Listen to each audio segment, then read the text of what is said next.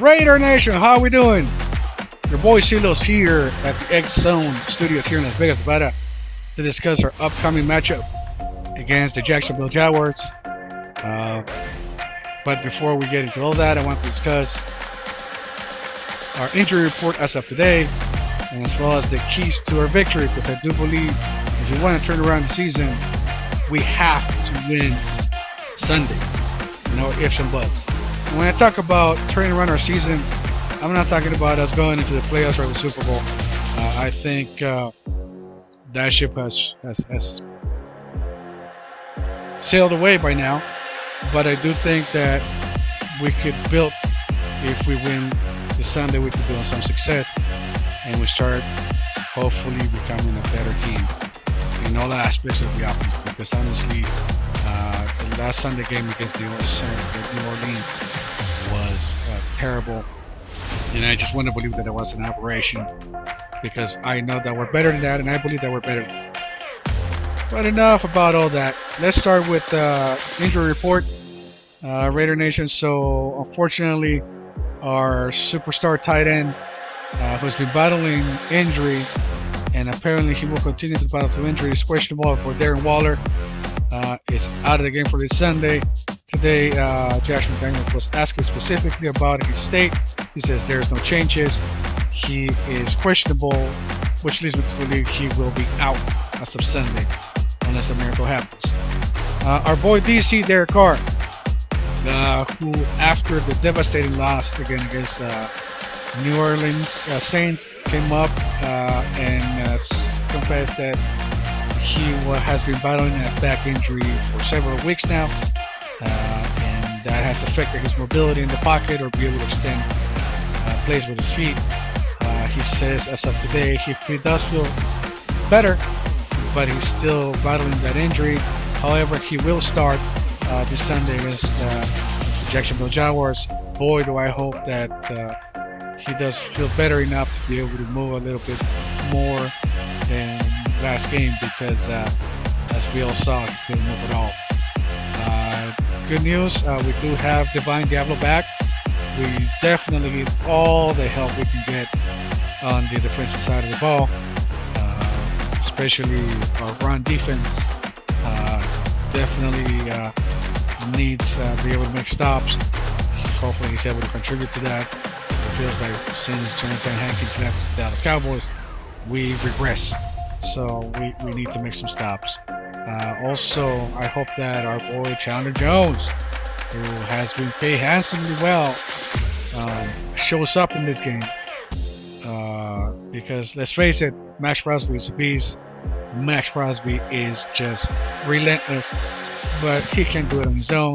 He needs help if we're going to be able to rush the pass from this guy. So that leads me to our keys to victory. The very first thing I want to say is imperative. We can do without is the demeanor when we come on the field needs to be better than last game. Last game we were flat. We appeared to be too tired.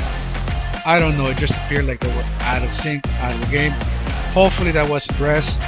They had a whole week, and we have a team that comes on the game with the intention of winning.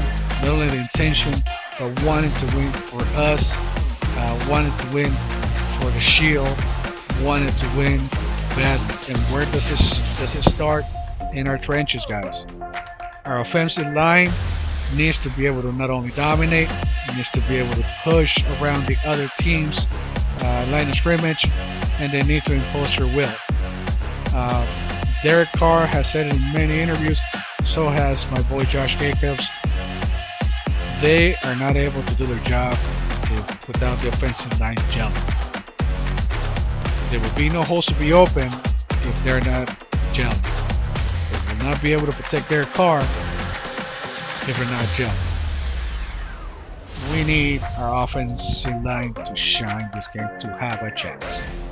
The same thing goes with our defensive line. We need to make some stops. It was very disappointing to see Alvin Kamara. It seemed like everybody that wanted to run the ball last game run all over us. and we couldn't stop anyone at any time. We missed tackles.